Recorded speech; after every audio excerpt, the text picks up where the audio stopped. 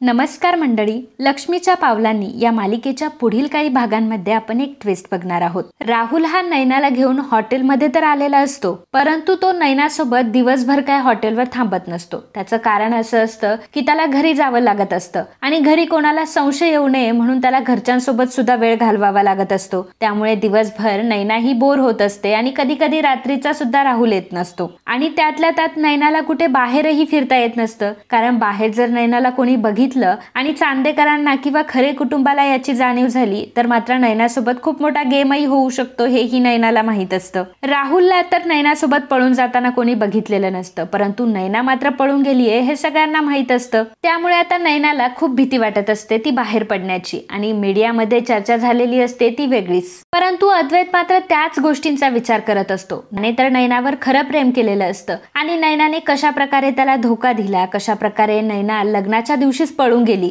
आणि या सगळ्या गोष्टी अद्वैतला आठवत असतात आणि त्याला या सगळ्या गोष्टींचा फार त्रासही होत असतो। अद्वैतला आता काहीही करून नैनाला शोधायचंच असतं आणि तिला जाब देखील विचारायचा असतो। अद्वैत आता एक एक करून कोल्हापूरची सगळी हॉटेल पालथी घालतो, जिकडे नाही तिकडे तो त्याच्या टीमला शोधायला सांगतो आणि ज्या हॉटेलमध्ये नेमकं नैना असते त्या हॉटेलमध्ये आता अद्वैत आलेला आहे। तर मंडळी, तुम्ही आपले व्हिडिओ तर बघता परंतु चॅनलला काही सबस्क्राईब करत नाही, त्यामुळे माझी कळकळीची विनंती आहे की तुम्ही जर आता हा व्हिडिओ बघत असाल तर लगेच चॅनलला सबस्क्राईब करा, धन्यवाद। तर अद्वैत आता त्या हॉटेलमध्ये आलेला असतो, नैनाची चौकशी तो इकडे तिकडे करत असतो, परंतु त्यावेळी हॉटेलचा जो मॅनेजर असतो तो नैनाच्या रूम मध्ये गेलेला असतो आणि तो नैनाला विचारत असतो की अजून तुम्ही किती दिवस हॉटेलमध्ये थांबणार आहात, म्हणजे तसं तुम्ही आम्हाला सांगा म्हणजे आम्ही आमच्या पुढच्या प्रोसिजर सुद्धा कंप्लीट करतो आणि अजूनही तुम्ही हॉटेलचं बिलही दिलेलं नाहीये, त्यामुळे तुम्हाला बिल देखील पे करावं लागेल। नैना त्यांना म्हणत असते की अहो मग माझ्यासोबत जो मुलगा आहे ना तो करेल की बिल पे।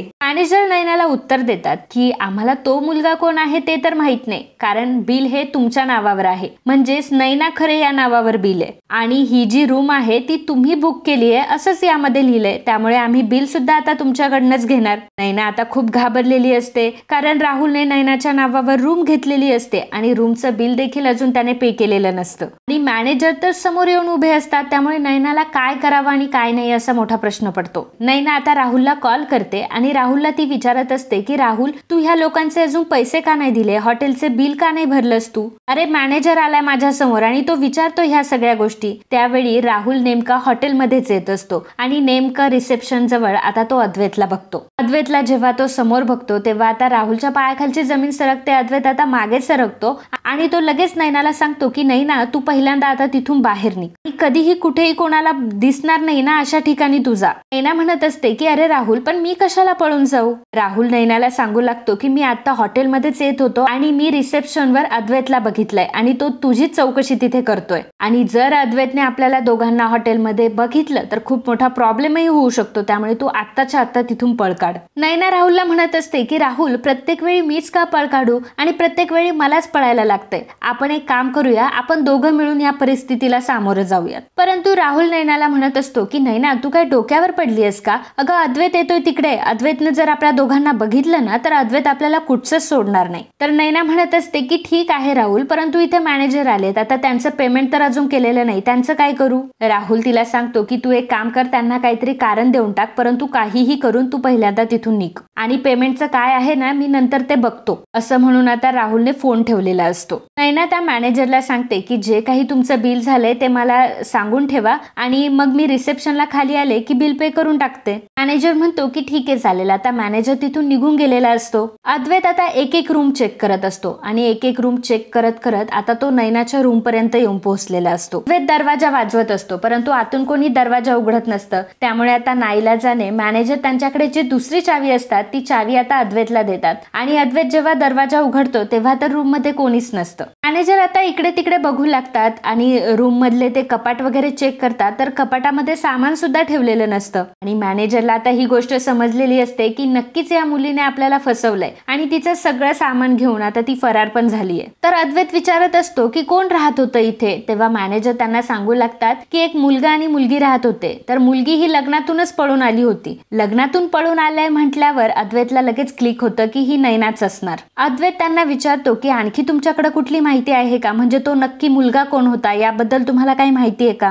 मॅनेजर त्याला सांगतात की सॉरी सर, आम्हाला त्याबद्दल तर काही माहित नाहीये, कारण रूम ही नैना खरे यांच्या नावावर घेतली गेली आहे, त्यामुळे तिच्यासोबत आलेला तो मुलगा कोण होता हे आम्हाला काही माहित नाहीये. अद्वैत म्हणत असतो की नक्कीच ही नैना होती. तर मॅनेजर म्हणतात की कदाचित तुम्ही येण्याची त्यांना चाहूल झाली असेल म्हणून त्या पळून गेल्या असतील. परंतु मॅनेजर म्हणतात की आता जोपर्यंत आम्ही त्यांच्याकडनं पैसे वसूल करणार नाही तोपर्यंत आम्ही काही गप्प बसणार नाही. त्यामुळे आता अद्वैत सोबत मॅनेजर देखील नैनाच्या मागे लागलेले असतात. तर नैना आता बाहेर असते, बाहेर रस्त्यावरती फिरत असते. राहुलला ती कॉल करत असते. तर राहुल त्यावेळी चांदेकर हाऊस मध्ये असतो आणि राहुल नैनाचे सगळे कॉल इग्नोर करत असतो आणि म्हणत असतो की मी तर इथं मजेमध्ये चांदेकर हाऊस मध्ये, मी कशाला कॉल घेऊ. आणि तसंही ती नैना तिकडे काहीही करू दे, मला काही घेणं देणं नाहीये. नैना चांगलीच तोंडावर पडलेली असते. राहुलनेही तिच्याकडे पाठ फिरवलेली असते. नैना आता इकडे तिकडे फिरत असते. राहुलही तिचा कॉल घेत नाही. त्यामुळे तिला आठवण होते तिच्या जुन्या मैत्रिणीची, रीनाची. रीना त्याच एरियामध्ये कुठेतरी राहत असते. नैना रीनाच्या घरी जाते. रीनाला ती म्हणत असते की रीना प्लीज मला तुझी खूप गरज आहे, प्लीज मला तुझ्या घरी राहू दे ना. अगं माझ्याकडे घर सुद्धा नाहीये आणि मी आता कुठे जाऊही शकत नाही. की अगं नैना,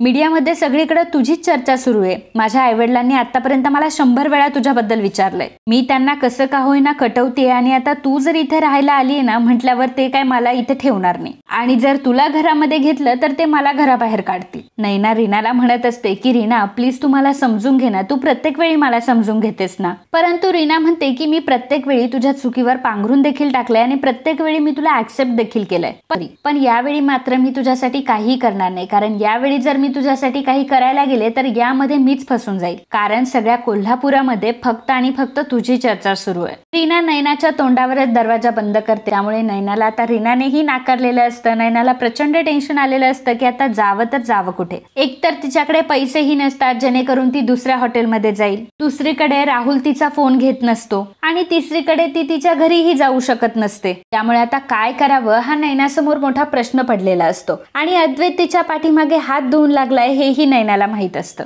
आणि अशा परिस्थितीमध्ये नैनाची चांगलीच कोंडी झालेली असते आणि नैनाला सगळे तिचे जुने दिवस आठवत असतात आणि तिला आता सगळ्या गोष्टी आठवत असतात. ती म्हणत असते की का मी राहुल सोबत पळून आले असेल, का मला ही दुर्बुद्धी सुचली असेल की मी ह्या राहुलचं ऐकलं. तिला आता तिच्या चुका आठवायला लागतात. तिने जे काही केलेलं असतं त्या सगळ्या गोष्टी तिला आठवत असतात की कशा प्रकारे तिने तिच्या आईच्या भावनांशी खेळलंय, कुटुंबाच्या भावनांशी खेळलंय. आता तिच्याकडे पश्चाताप करणं सोडून दुसरी कुठलीही गोष्ट उरलेली नसते. तर मित्रांनो, हा ट्विस्ट तुम्हाला कसा वाटला हे कमेंट मध्ये आम्हाला नक्की कळवा. लवकरच हा ट्विस्ट तुम्हाला बघायला मिळणार आहे आपल्या डेली एपिसोड मध्ये. तर तुम्हाला जर असे एपिसोड बघायला आवडत असतील तर चॅनलला सबस्क्राईब करायला विसरत जाऊ नका आणि व्हिडिओ आवडल्यास लाईक आणि कमेंट करायला सुद्धा. धन्यवाद. तर मंडळी, तुम्ही व्हिडिओ तर बघता परंतु चॅनलला सबस्क्राईब करत नाही. आम्हाला तुमची खूप गरज आहे आणि तुमचं एक सबस्क्राईब करणं आमच्यासाठी खूप महत्त्वाचं आहे आणि लाख मोलाचं आहे. त्यामुळे सबस्क्राईब करायला अजिबात विसरू नका आणि लगेच आपल्या चॅनलला सबस्क्राईब करा. धन्यवाद.